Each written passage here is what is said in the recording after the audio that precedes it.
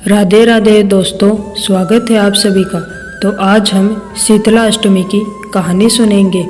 एक बार शीतला माता ने सोचा कि चलो आज देखूं कि धरती पर मेरी पूजा कौन करता है, कौन मुझे मानता है। यही सोचकर शीतला माता धरती पर राजस्थान के डूंगरी गांव में आई और देखा कि इस गांव में मेरा मंदिर नहीं है और ना ही मेरी पूजा होती है। माता शीतला गांव की गलियों में घूम रही थी। तभी एक मकान के ऊपर से किसी ने चावल का उबला पानी नीचे फेंका। उबलता पानी माता शीतला के ऊपर गिरा, जिससे शीतला माता के शरीर में छाले पड़ गए। शीतला माता के पूरे शरीर में जलन होने लगी। शीतला माता गांव में इधर उधर भाग भाग के चिल्लाने लगी, अरे मैं जल गई, मेरा शरीर तप रहा है, जल रहा है, कोई मेरी सहायता करो। लेकिन उस गांव में किसी ने शीतला माता की सहायता नहीं की। वहीं अपने घर के बाहर एक कुम्हारन महिला बैठी थी। उस कुम्हारन ने देखा कि अरे यह बूढ़ी माई तो बहुत जल गई है, इसके पूरे शरीर में तपन है, इसके पूरे शरीर में फफोले पड़ गए हैं, यह तपन सहन नहीं कर पा रही है। तब उस कुम्हारन ने कहा, हे माँ, तू यहाँ आकर बैठ जा, मैं तेरे शरीर पर ठंडा पानी डालती हूँ। कुम्हारन ने उस बूढ़ी माई पर खूब ठंडा पानी डाला और बोली, हे माँ, मेरे घर में रात की बनी हुई राबड़ी रखी है और थोड़ा दही भी है, तू दही राबड़ी खा ले। जब बूढ़ी माई ने ठंडी ज्वार के आटे की राबड़ी और दही खाया तब उसके शरीर को ठंडक मिली। तब उस कुम्हारन ने कहा, आ माँ, बैठ जा, तेरे सिर के बाल बहुत बिखरे हैं, ला मैं तेरी चोटी गुथ देती हूँ। और कुम्हारन माई की चोटी गुथने हेतु कंघी बालों में करती रही।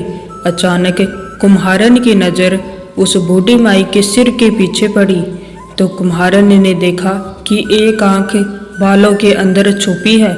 यह देखकर वह कुम्हारन डर के मारे घबरा कर भागने लगी। तभी उस बूढ़ी माई ने कहा, रुक जा बेटी, तू डर मत, मैं कोई भूत प्रेत नहीं हूँ, मैं शीतला देवी हूँ। मैं तो इस धरती पर देखने आई थी कि मुझे कौन मानता है, कौन मेरी पूजा करता है। इतना कहकर माता चार भुजा वाली हीरे जवाहरात के आभूषण पहने, सिर पर स्वर्ण मुकुट धारण किए अपने असली रूप में प्रकट हो गई। माता के दर्शन कर कुम्हारन सोचने लगी कि अब मैं गरीब इन माता को कहाँ बिठाऊं। तब माता बोली, हे बेटी, तुम किस सोच में पड़ गई। तब उस कुम्हारन ने कहा, हे माँ, मेरे घर में तो चारों तरफ दरिद्रता बिखरी हुई है, मैं आपको कहाँ बिठाऊं। मेरे घर में ना तो चौकी है, ना बैठने का आसन। तब शीतला माता प्रसन्न होकर उस कुम्हारन के घर पर खड़े हुए गधे पर बैठकर एक हाथ में झाड़ू, दूसरे हाथ में डलिया लेकर उस कुम्हारन के घर की दरिद्रता को झाड़ कर डलिया में भरकर फेंक दिया और उस कुम्हारन से कहा, हे बेटी, मैं तेरी सच्ची भक्ति से प्रसन्न हूँ, अब तुझे जो भी चाहिए मुझसे वरदान मांग लो।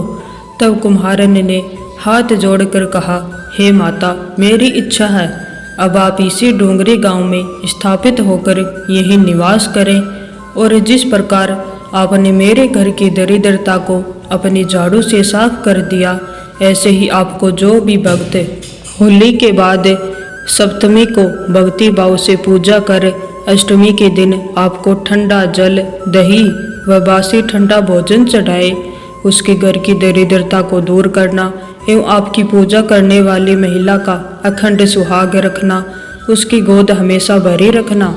साथ ही जो पुरुष शीतला अष्टमी को नाई के यहाँ बाल ना कटवाएं, धोबी को कपड़े धुलने ना दें और पुरुष भी आप पर ठंडा जल चढ़ाकर, नारियल फूल चढ़ाकर परिवार सहित ठंडा बासी भोजन करें, उसके काम धंधे व्यापार में कभी भी दरिद्रता ना आए।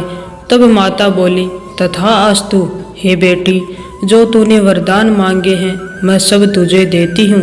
हे बेटी, तुझे आशीर्वाद देती हूँ कि मेरी पूजा का मुख्य अधिकार इस धरती पर सिर्फ कुम्हार जाति का ही होगा।